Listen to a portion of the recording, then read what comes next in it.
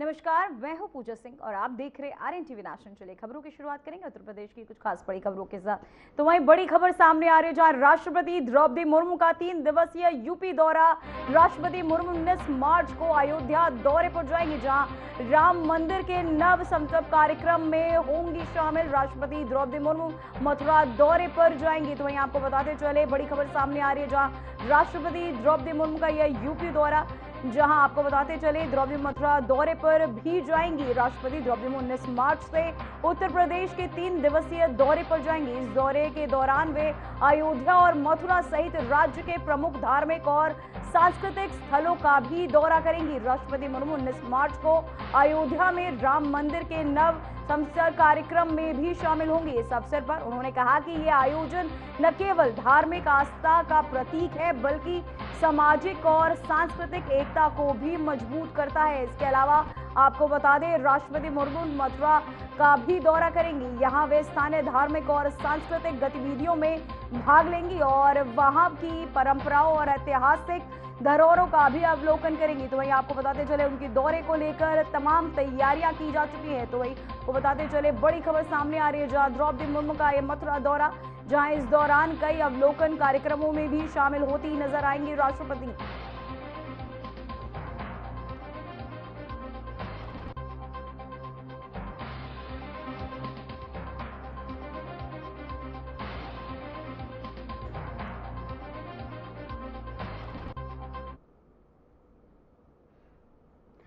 तो वहीं आपको बताते चले बड़ी खबर सामने आ रही है जहां रक्षा मंत्री कई कार्यक्रमों में लेंगे भाग और साथ ही रक्षा मंत्री से साथ ही 2 दिवसीय दौरे पर लखनऊ आएंगे। इस दौरान वो कई कॉरिडोर का भी निरीक्षण करते नजर आएंगे। वहीं लखनऊ से बड़ी खबर सामने आ रही है जहां रक्षा मंत्री का 2 दिवसीय दौरा, लखनऊ में ग्रीन कॉरिडोर का उद्घाटन करेंगे। साथ ही सीएमएच गोल्फ सिटी शाखा का भी करेंगे उद्घाटन। रक्षा मंत्री कई कार्यक्रमों में भी भाग लेते नजर आएंगे। वहीं रक्षा मंत्री राजनाथ सिंह 2 दिवसीय दौरे पर लखनऊ आएंगे। इस दौरान वह ग्रीन कॉरिडोर के लोकार्पण सहित कई कार्यक्रमों में भाग लेंगे। इसके बाद रक्षा मंत्री राजाजीपुरम में विधायक योगेश शुक्ला के आवास और राजेंद्र नगर स्थित विधायक निवास पर स्वर्गीय विद्यावासी कुमार के घर भी जाएंगे। तो वहीं आपको बताते चले बड़ी खबर सामने आ रही है जहां सीएमएच गोल्फ सिटी शाखा का भी काटे नजर आएंगे। रक्षा मंत्री कई कार्यक्रमों में भी शामिल होंगे। तो वहीं आपको बताते चले लखनऊ से बड़ी खबर सामने आ रही है जहां रक्षा मंत्री का ये 2 दिवसीय दौरा, साथ ही ग्रीन कॉरिडोर का भी निरीक्षण करते नजर आएंगे। सीएम योगी के साथ कार्यक्रम में शामिल भी होंगे जहां इसे देखते हुए तमाम तैयारियां की जा चुकी हैं। तो वहीं अयोध्या में राष्ट्रपति के प्रस्ताव दौरे को लेकर साथ ही आपको बता दें इस दौरान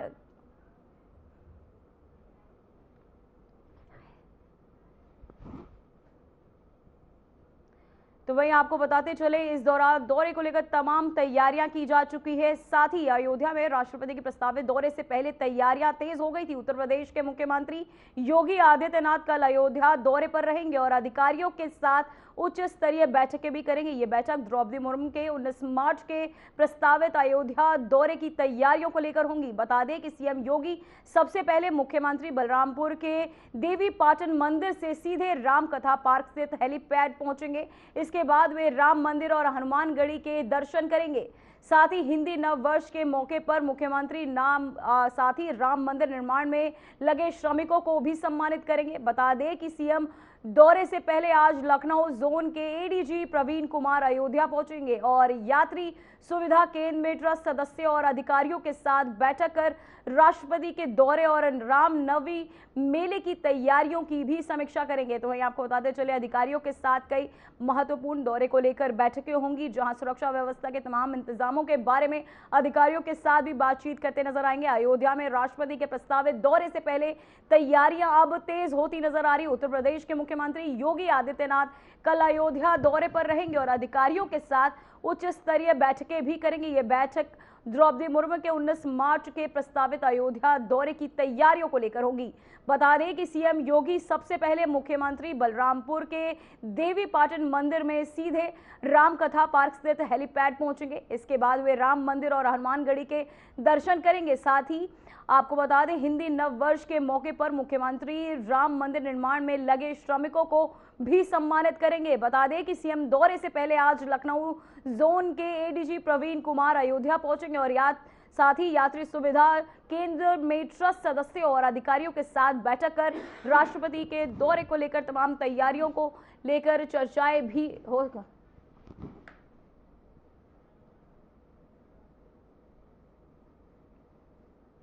तो वहीं भारतीय पुरातत्व सर्वेक्षण ने आपको बता दें प्रमाणिक दस्तावेजों और ऐतिहासिक साक्ष्यों के आधार पर यह स्वीकार किया है कि वाराणसी में सारनाथ स्थल को सबसे पहले बाबू जगत सिंह द्वारा उल्लंघन और कार्य के माध्यम से खोजा गया था। इस निर्णय के तहत 10 फरवरी 2026 को सारनाथ परिसर में संशोधित शिलापट भी स्थापित किया गया। जानकारी के अनुसार बाबू जगत सिंह ने 18वीं शताब्दी के उत्तरार्ध में सारनाथ में उत्खनन कार्य शुरू किया था। ये तथ्य लंबे समय तक इतिहास को बता दें कि इतिहास में दबा रहा, लेकिन जगत सिंह रॉयल फैमिली शोध समिति द्वारा प्रस्तुत प्रमाणों के आधार पर अब इसे आधिकारिक मान्यता मिल गई है।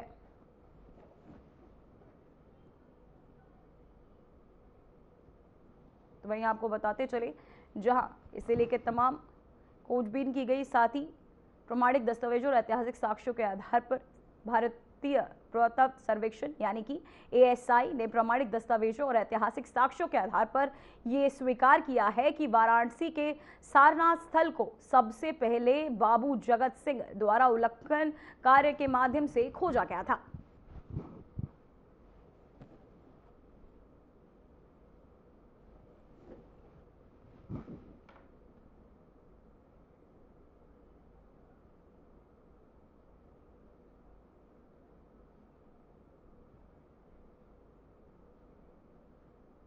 तो वहीं अंबेडकर नगर जिले के घरेलू गैस सिलेंडर की किल्लत ने आम जनता की परेशानियां बढ़ा दी है। कई परिवारों ने एक सप्ताह पहले से बुकिंग कराने के बावजूद सिलेंडर नहीं प्राप्त किए। वहीं आपको बता दें, सुबह से ही लोग गैस एजेंसियों के बाहर लंबी लाइनों में खड़े हैं, लेकिन सप्लाई नहीं होने के कारण उन्हें भारी असुविधा का सामना करना पड़ रहा है। कई एजेंसियों के बोर्ड पर गैस नहीं लिखा हुआ नजर आ रहा है। वहीं उपभोक्ताओं का कहना है कि ऑनलाइन बुकिंग भी पूरी तरह से काम नहीं कर रही, जिससे उन्हें और अधिक परेशानियों का सामना करना पड़ रहा है। तो वहीं आपको बताते चले, गैस सिलेंडर को लेकर हाहाकार नजर आती हुई, जहां उपभोक्ताओं को काफी परेशानियों का सामना करना पड़ रहा है। ऑनलाइन बुकिंग के बावजूद उपभोक्ताओं को परेशानियों का सामना करना पड़ रहा है, जहां लंबी कतारें गैस एजेंसियों के बाहर लंबी कतारों में जनता खड़ी नजर आई। अंबेडकर नगर जिले में घरेलू गैस सिलेंडर की किल्लत ने आम जनता की परेशानियों को और बढ़ा दिया। कई परिवारों ने एक सप्ताह पहले से बुकिंग कराने के बावजूद सिलेंडर नहीं प्राप्त किए, जिसके चलते आपको बताते चले लोगों को खासा परेशानियों का सामना भी करना पड़ रहा है।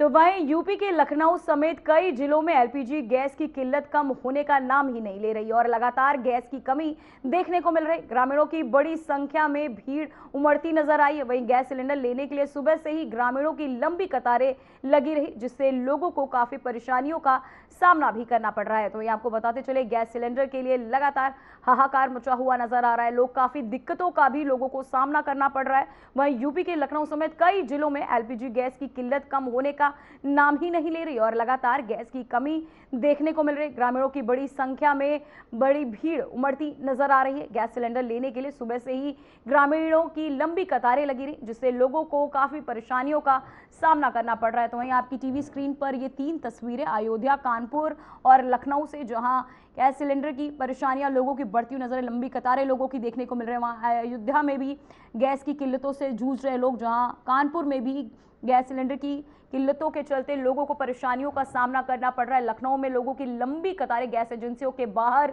देखने को मिल रही है। तो ये 3 तस्वीरें 3 जगह से जो हम आपको दिखा रहे हैं।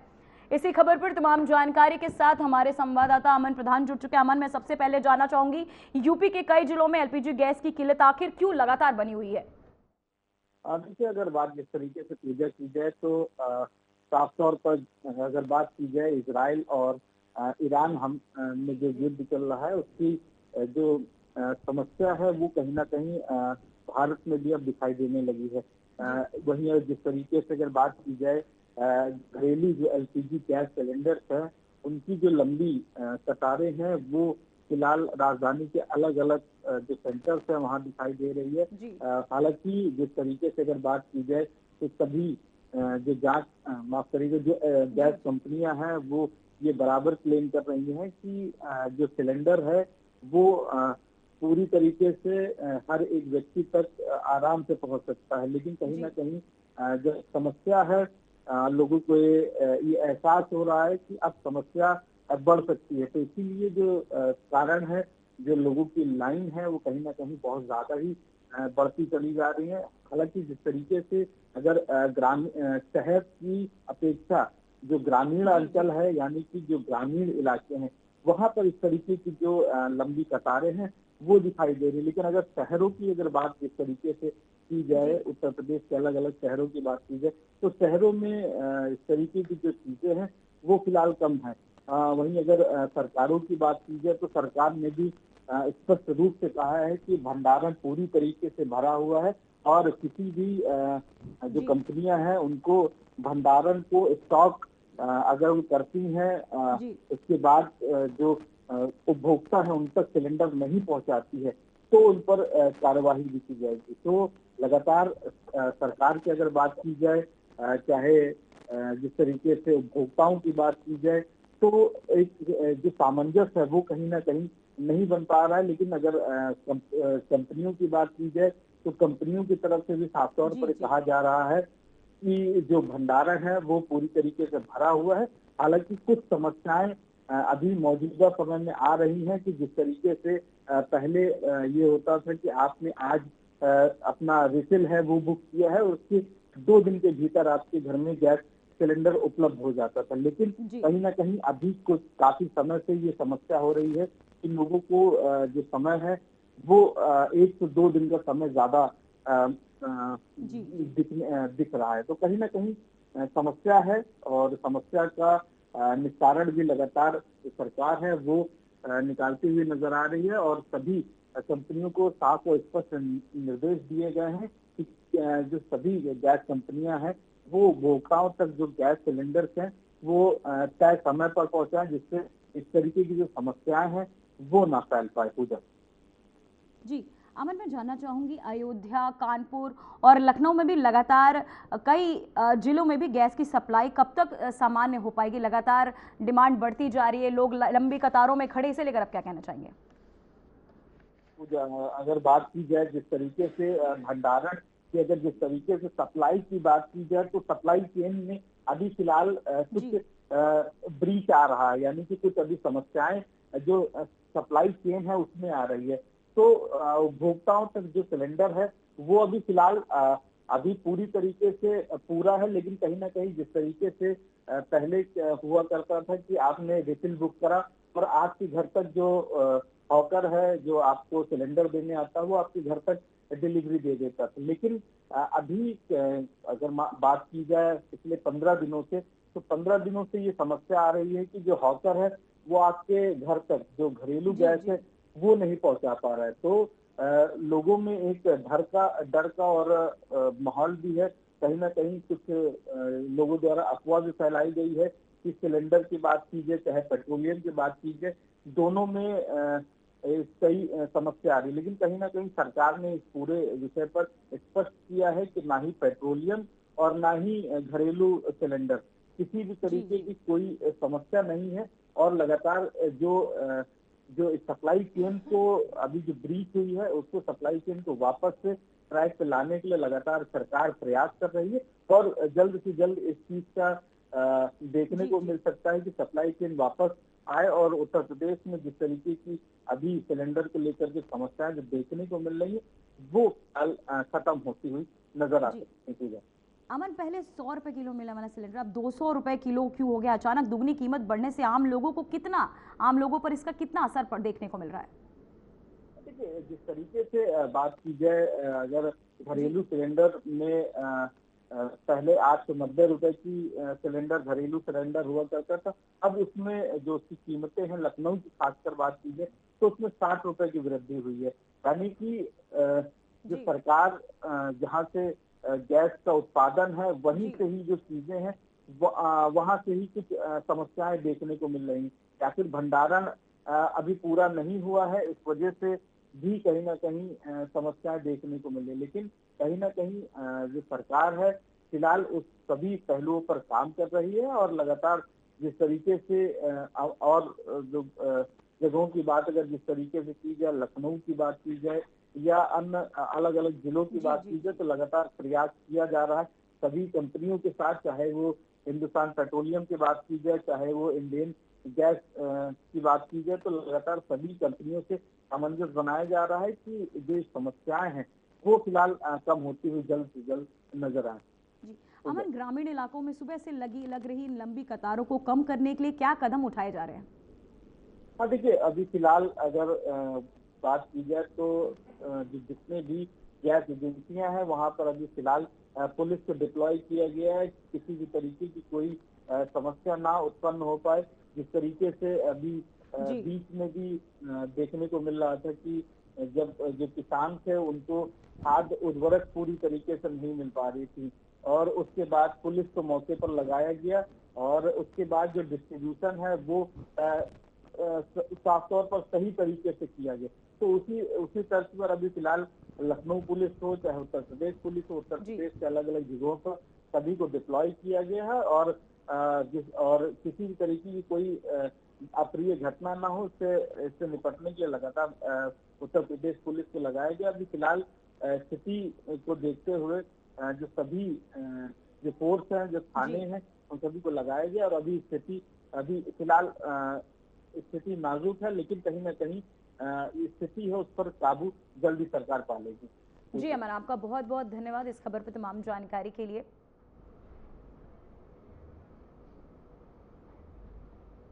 तो वहीं हरदोई में एलपीजी, पेट्रोल और डीजल की किल्लत को लेकर प्रशासन और जमीनी हालात अलग अलग नजर आ रहे हैं। जिला प्रशासन का दावा है कि जनपद में एलपीजी, पेट्रोल और डीजल की कोई कमी नहीं है, लेकिन गैस एजेंसियों और गोदामों पर उपभोक्ताओं की भारी भीड़ देखी जा रही है। उपभोक्ताओं का आरोप है कि वे सुबह से लाइनों में लगे रहे, फिर भी गैस सिलेंडर नहीं मिल पा रहे, जबकि पेट्रोल पंपों पर किसी प्रकार की कमी नहीं दिख रही। जिलाधिकारी ने बयान जारी कर लोगों से अपील की है कि अफवाहों पर ध्यान न दें।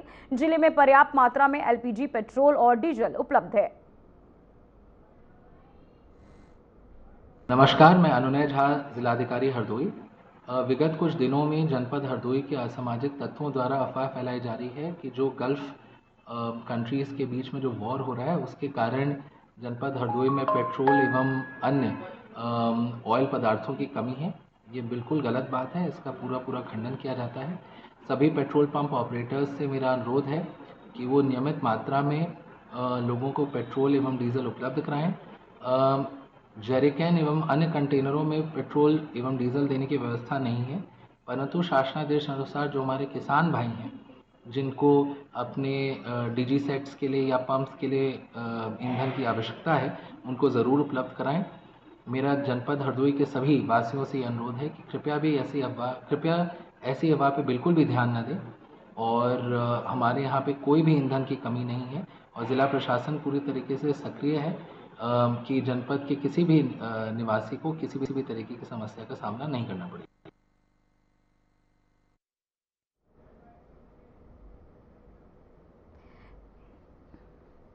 तो वहीं कानपुर जिला प्रशासन ने वर्तमान वैश्विक परिस्थितियों के मद्देनजर नागरिकों को घरेलू गैस की निरंतर आपूर्ति सुनिश्चित करने के लिए ठोस कदम उठाए। जिलाधिकारी ने कहा कि फिलहाल सप्लाई पर किसी भी प्रकार का संकट या व्यवधान नहीं है और आपूर्ति पूरी तरह से सामान्य बनी हुई है। वहीं शासनादेश के निर्देशों के अनुरूप जिले में गैस वितरण को बाधा रहित बनाए रखने के लिए सभी आवश्यक प्रबंध किए गए। उपभोक्ताओं की समस्याओं के त्वरित निस्तारण के लिए जिला आपूर्ति विभाग ने एक विशेष हेल्पलाइन और कॉल सेंटर भी स्थापित किया है। जिला प्रशासन ने नागरिकों से अपील की है कि वे अफवाहों पर ध्यान न दें और जरूरत पड़ने पर केवल सत्यापित हेल्पलाइन नंबर का ही प्रयोग करें।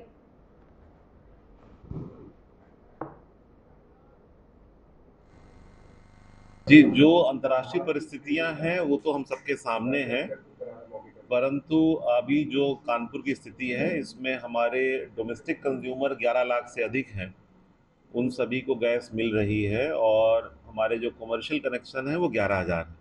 डोमेस्टिक कंज्यूमर्स के लिए जो बुकिंग के प्रावधान है उसको फॉलो कर रहे हैं, और फर्स्ट इन और फर्स्ट आउट जो प्रिंसिपल होता है कि जो पहले बुक कराएगा उसको घर पे उसके डिलीवर होगा और उसके आधार पर अभी सप्लाई जारी है, कोई दिक्कत नहीं है।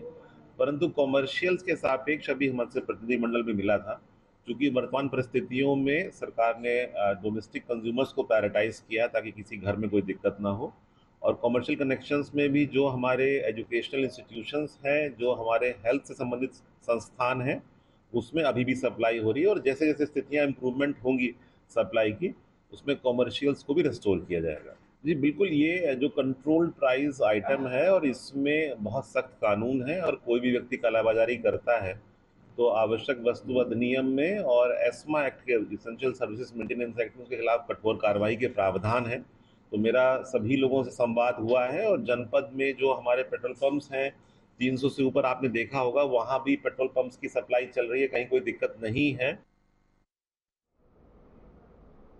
तो वहीं बांदा में आईटी और ईडी की संयुक्त टीम ने मनी लॉन्ड्रिंग और काले धन से जुड़े मामलों की जांच के तहत कई ठिकानों पर छापेमारी की। कार्यवाही के दौरान बिजली ठेकेदार, बीजेपी नेता और बालू माफियाओं के ठिकानों को निशाना बनाया गया। टीम ने रडार पर शहर के आधा दर्जन बड़े कारोबारी और ठेकेदार हैं, जिनके खिलाफ काले धन से जुड़े आरोपों का रिकॉर्ड जांचा जा रहा है। वहीं कार्यवाही के दौरान सुरक्षा व्यवस्था के तहत भारी पुलिस बल तैनात किया गया। आईटी और ईडी की टीम इस जांच में ठेकेदारों और व्यापारियों के खातों, लेन देन और संपत्ति दस्तावेजों की पड़ताल कर रही है।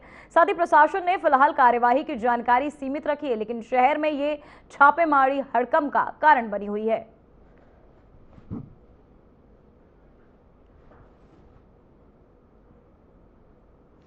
तो वहीं आगरा से करीब 40 किलोमीटर दूर काला रौल में रहने वाले आदर्श कुमार उर्फ लकी, जो नौसेना में लांस पद पर तैनात है, पर देश विद्रोह के आरोप लगे। लखनऊ एटीएस ने 10 मार्च को उन्हें चितपुर गांव से गिरफ्तार किया और कोर्ट में पेश कर न्यायिक हिरासत में भेज दिया। ग्राउंड रिपोर्ट के अनुसार आरोपी के घर पर पत्रकारों को कोई प्रतिक्रिया नहीं मिली। वहीं गांव वासियों का कहना है कि आदर्श नाम और कर्म दोनों से आदर्श था और आरोप पूरी तरह गलत है। उन्होंने बताया कि आदर्श मेहनत करके नौसेना में अपना पद पाया और गांव में भी हमेशा सभ्य और शांत रहने वाला था।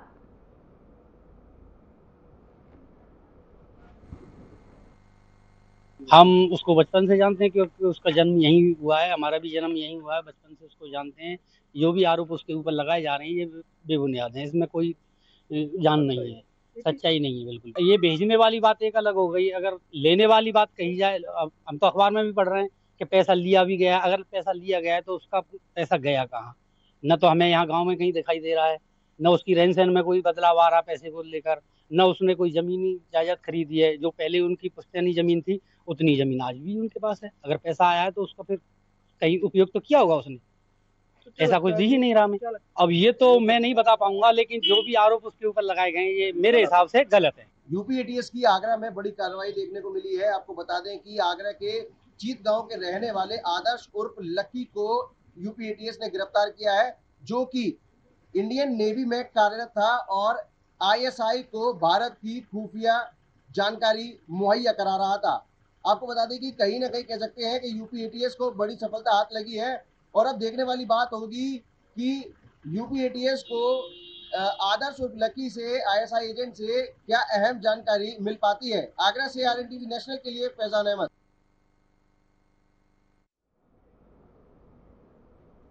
तो वहीं रायबरेली के सेरनी थाना क्षेत्र के गहरोली गांव में वीर सपूत प्रदीप कुमार शर्मा ड्यूटी के दौरान हुए हादसे में शहीद हो गए। पहाड़ी क्षेत्र में सेना का वाहन खाई में गिरने से यह दर्दनाक घटना हुई। शहीद प्रदीप कुमार शर्मा वर्ष 2010 में भारतीय सेना की 19 सिख रेजिमेंट में भर्ती हुए थे। वे अपने पीछे पत्नी और 3 छोटे बच्चों को छोड़ गए। उनके पार्थिव शरीर के पैतृक गांव पहुंचते ही पूरे गांव में मातम फैल गया और अंतिम दर्शन के लिए हजारों लोग उमड़ पड़े। शहीद का अंतिम संस्कार बक्सर घाट पर पूरे राजकीय सम्मान के साथ किया गया।